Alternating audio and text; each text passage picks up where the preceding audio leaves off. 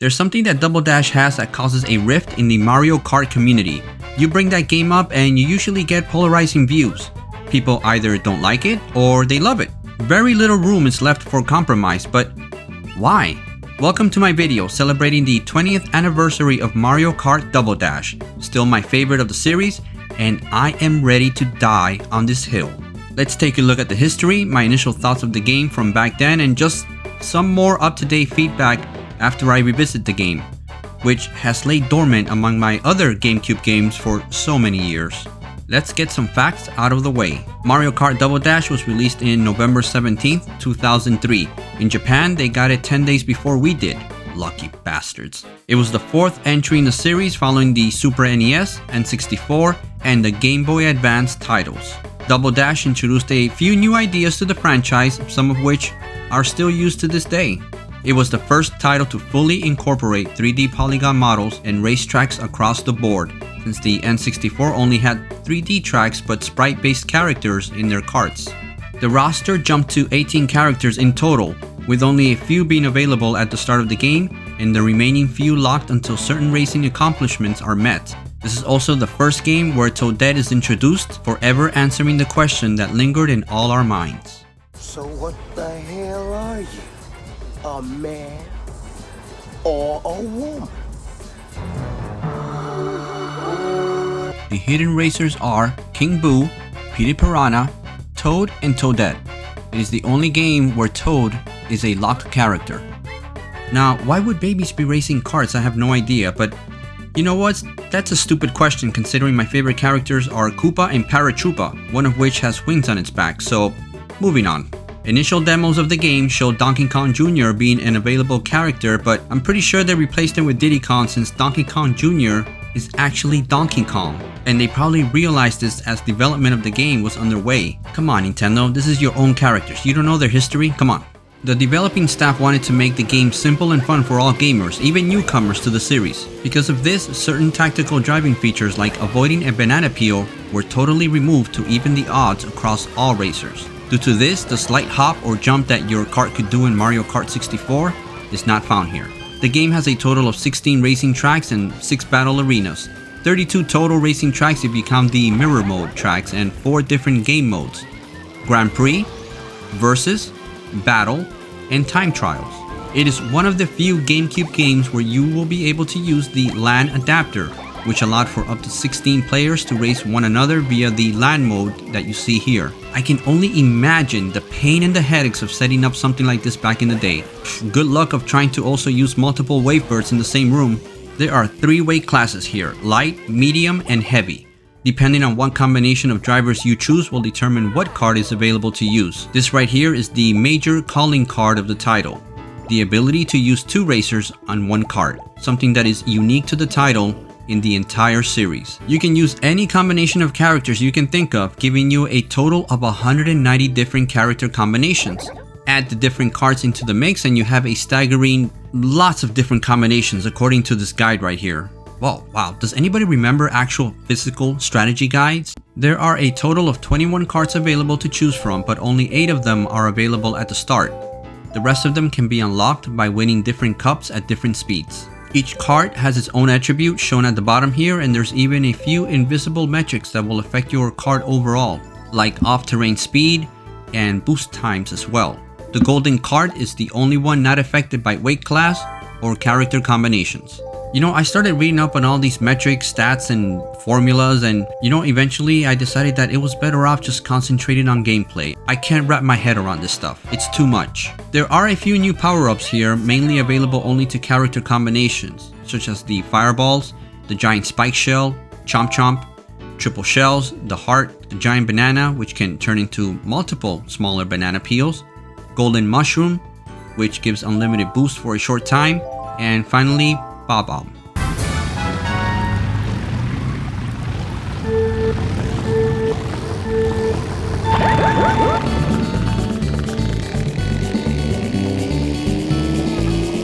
I bought the game as a bundle with the silver Gamecube.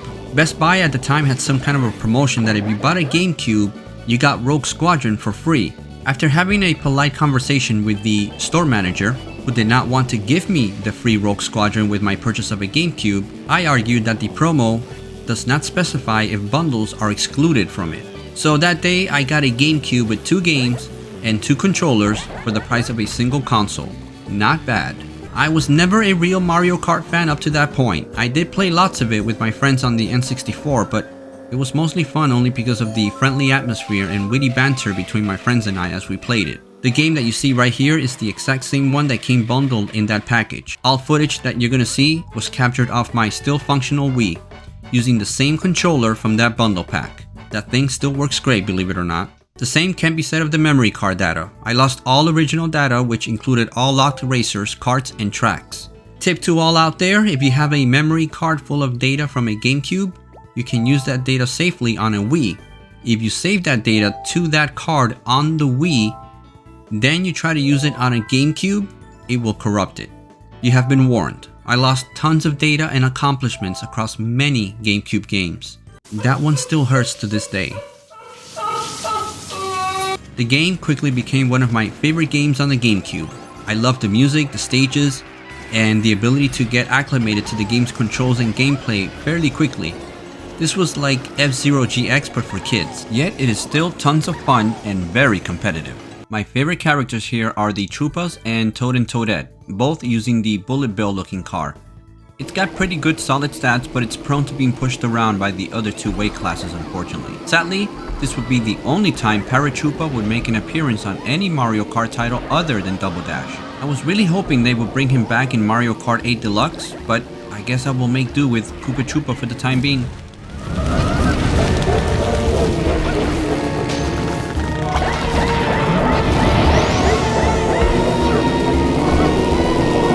I found the control scheme much easier here, with sliding boost being more readily set up in turns. Getting that spark to turn blue is much easier and allows you to boost off turns much faster.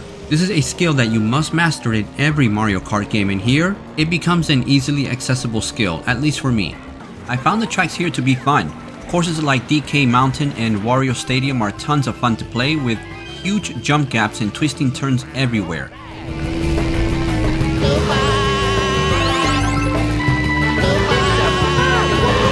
Sure, some courses like Baby Park and Daisy Cruise can come off as a bit uninspiring, but even those races are short and never get monotonous while playing.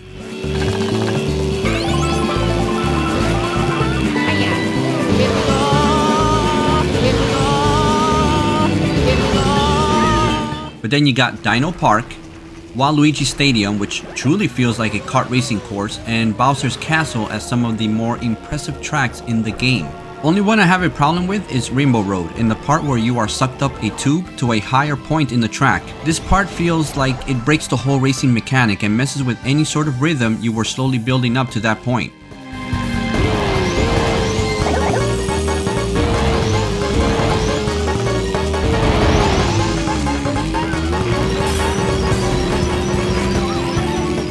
If it seems that I'm a bit off in my racing here, keep in mind I haven't played it in over 8 years and I'm still kind of adjusting to the controls. Really adjusting.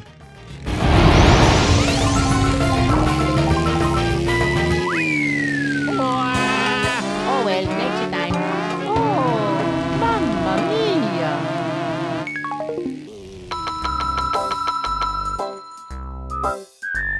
Lucina Reyes brings up this tune right here, and I must say, this is probably the most passive-aggressive way of Nintendo letting you know that you suck, and maybe this game is just not up to your gaming capabilities. But as the game progresses, I think I'm getting a little bit better, getting the hang of it. Okay, maybe not. You know, this tune is starting to burn into my ear. You know, overall, I like the music tracks, with Luigi's Raceway being my favorite track of all.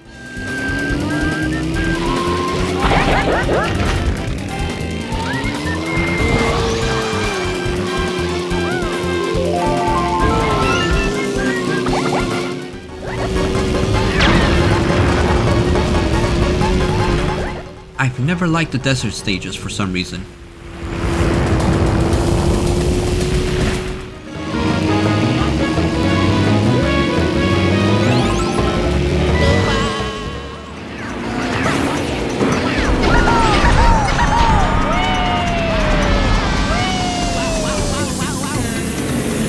After picking this bad boy up again after some time, I can honestly say two things. First, I suck. I know I suck. And Nintendo reminds me in such a nice way after every race that I suck. Yes, I know. Thank you. 2. This game needs to be ported to the Switch as an HD remastered port. It is almost a crime that it is still stuck on the Gamecube after so many years. Here's my idea. Revamp the N64 game to have Gamecube-like graphics and release them both as HD versions as a bundled Mario Kart title. Anybody out there thinks that's a good idea? I do. Mario Kart didn't grab my attention on the Super NES when it came out. The N64 game was unfortunately on the N64, a console that I didn't much care for due to its limited third-party support. Plus the game didn't grab my attention due to the sprite and polygon combo graphics, plus the overall controls. Yet Double Dash, at least to me, was like the gameplay was just right. You didn't need to be an expert at it to truly enjoy it or much less be competitive. The courses never felt too over the top or long to the point of them becoming just redundant, and the battle arenas and the different game modes added to the multiplayer fun. It had plenty of new characters and carts to keep you trying out new combinations as well. And for anyone out there complaining that the two racer kart is a gimmick, I disagree. It is a different take on the kart race genre. Having two people on a kart at once does not break the game or alters it to the point of making it completely different. At its most basic core, it is still Mario Kart. You can literally just race without switching places and the game does not force you to use that feature. In the end, Mario Kart Double Dash is tons of fun, and for anyone out there that has never played it and you get the chance to do so, don't pass it up. Tight, simplistic controls, smooth frame rates, and great music will ensure you have a great time playing this alone or with a friend or two.